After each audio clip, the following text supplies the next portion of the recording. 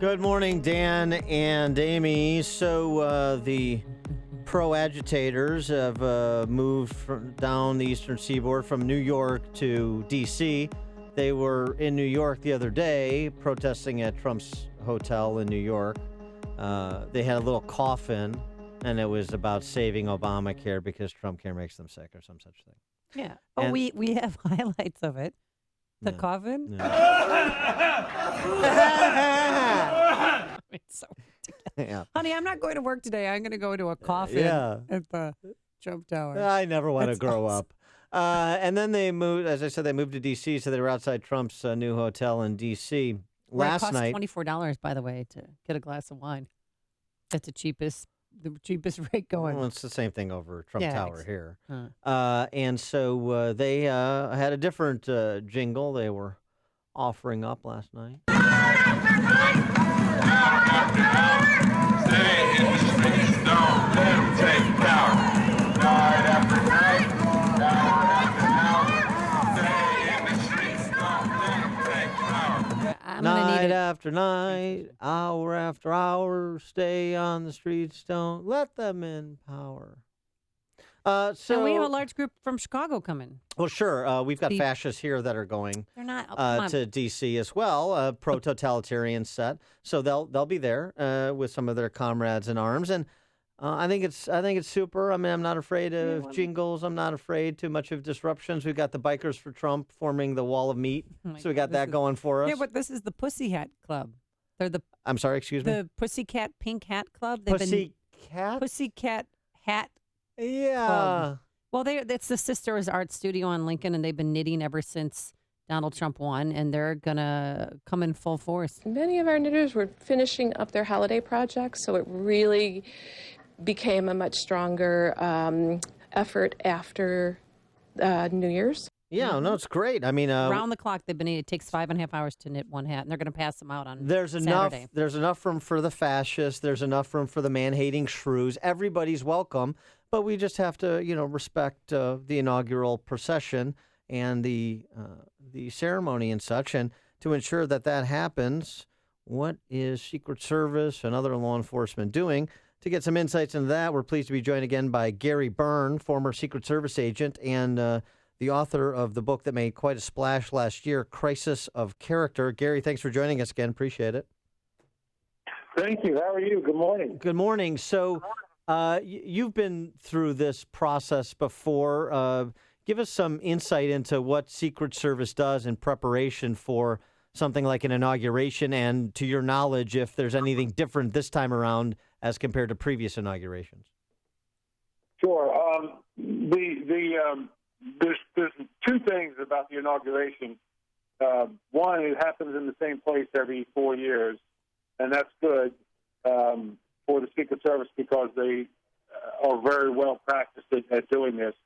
The second thing is that it happens in the same place every 4 years, so that gives the bad guys, the protesters, the anarchists, plenty of time to plan what they're going to do. But the Secret Service and its partners, the FBI, and about 50 other agencies have been doing this a long time. No. They're prepared for these. They're prepared for these people. Go ahead. Oh, no, I know that there have been 99, maybe even more protest groups who've signed up with the national parks to protest. Is that the most you've ever seen in your time? No. I was there back in the 90s when we had the Million Man March, the Million Woman March, that type of thing.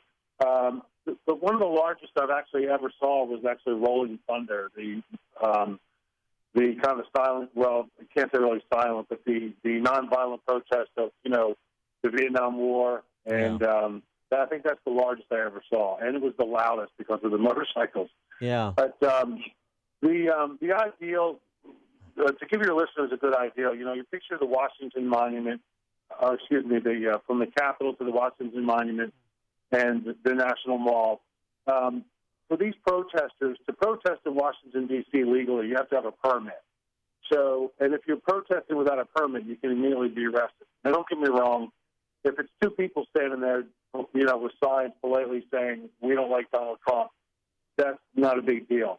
If it's two people standing there attacking people that have, that are pro-Trump, that's that's when they'll be arrested. And the Secret Service and its partners have arrest stations set up around the area.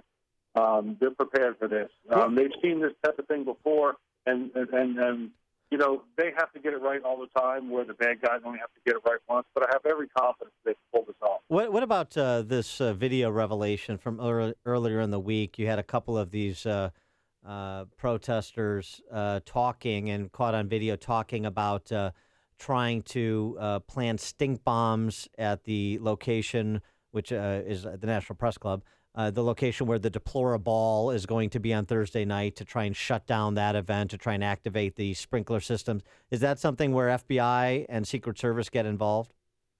Oh, absolutely. And the truth is, you know, I don't want to downplay anything, but I also don't want to give them any extra credit. Listen, that videotape, and I believe it's probably real. Those guys aren't. They're just reinventing the wheel. Those things have been tried. Those things have been tried on the Secret Service and the FBI 40, 50 years ago. They're prepared for it. Those buildings will be secured in plenty of time. I mean, is it possible? Yes. Is it likely? No. And if I had a ticket, if I was going there, I would prepare for the weather. I'd dress nicely, and I'd go have a good time. Well, if those individuals that you saw on the videotape are arrested, please tell your fellow officers, fellow agents in Secret Service or FBI to wait until the inauguration to arrest them, so that they're not pardoned after being arrested. Well, it's completely conceivable that they're actually following them right now. Listen, these people don't function, in a void. They make videos. They get videos. If they got a videotape like that, the FBI and the Secret Service know who these knuckleheads are, and they're keeping an eye on them. And, if they're just going to go do simple protests, that's one thing. But if they're going to become violent and endanger the process or endanger people's lives, they will be scooped up. Well, considering the vitriol and just the pure hatred of Donald Trump, remember that 18-year-old brought a gun to one of his rallies in Las Vegas, and then he had somebody else storm the stage. Is there going to be unprecedented security for Donald Trump and while he remains in office? Yeah, well,